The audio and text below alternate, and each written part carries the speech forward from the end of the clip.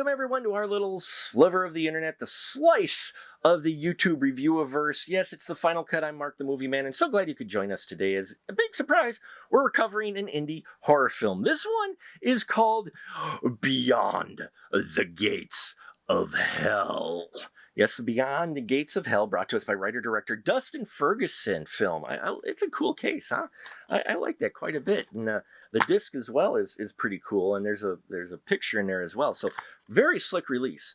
Anyway, Beyond the Gates of Hell. Dustin Ferguson, it gives us a story of Katrina and Ian, a couple who have just bought a house from their realtor named Cheryl. And Cheryl has given them a warning saying, you know, there's a legacy in this house and you may not want to stay around too long. And they're like, what kind of legacy? And she's like, a demonic one. Folks in town believe that the house may be built on the actual gate to hell because there's been a lot of evil and nasty things that have happened in the house in the past, including 1 year prior to the purchase where someone was killed in the basement of the house. Well, Katrina doesn't like that too much, but Ian, no problem, right? So they decide to live in this house regardless of the warning they got. And soon enough, they find out that some of the stories are real and they are haunted by an evil force in this house that is looking to take them over. If you're familiar with the work of Dustin Ferguson, you know what to expect. He works on a small budget, but makes the most of that budget and tends to get a lot of great talent in front of the camera, and that's what you have here. While it does have the lower budget aesthetic, it is going for a grindhouse feel which really fits what they're shooting. So that whole grindhouse thing where you've got the dirt on the frame and the skips and such, they do that here, and that really helps give it some character, as well as also make it maybe a little more visually acceptable for the lower budget aesthetic. So I thought that was a well done choice for this film to kind of mask over that a little bit, and I liked it. I dug it quite a bit. It was done just enough. They didn't overdo it to where it was too distracting. Now, as far as the talent involved, like I said, I thought everyone in front of the camera did great. Brink Stevens is playing the realtor Cheryl. Always love seeing Brink on screen, and she brings it here, of course, as she always does, and it's always fun to see her on screen. Loved all her scenes in here. She really was getting into this role. Tracy Burr plays a Katrina character, and I love this character as well.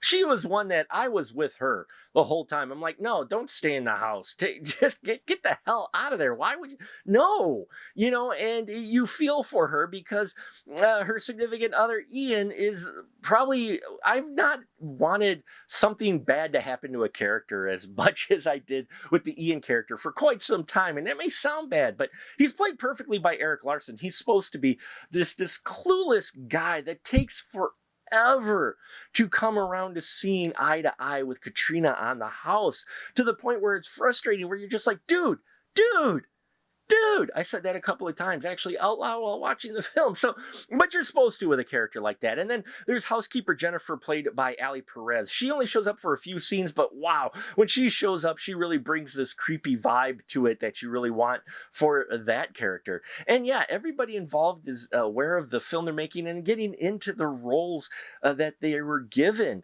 As far as the story goes, it's pretty straightforward. After the opening stinger, which will definitely catch your eye for a number of reasons, it does slow down a little bit for the about 15-20 minutes in there. And I know, oh, character stuff, you're against character stuff. No, I'm not against character stuff. It just, for the overall story, I thought it could have been shorn up a little bit, because you do get your point across fairly quickly with these characters, but I didn't mind. But when the priest shows up, that's when things start to ramp up. And when you mix with demons and priests, then yeah, things usually are going to pick right up. And they just pick up from there for the last half of the film that really I found far more interesting than the first 20 minutes or so. So it's only about an hour long, so it doesn't overstay its welcome. And I think if you're a fan of Dustin Ferguson, a fan of a lower budget cinema, as well as Brink Stevens, you'll want to check this out. It's out on DVD from SCS Entertainment. And yeah, there you have it, folks. Please check out our Patreon if you haven't already. We got 3 tiers there that are very reasonable priced, and your support there helps us keep us doing things here. Also, bells, whistles, and subscribe here. Thank you for your support, and until next time, remember, keep that ticket stub.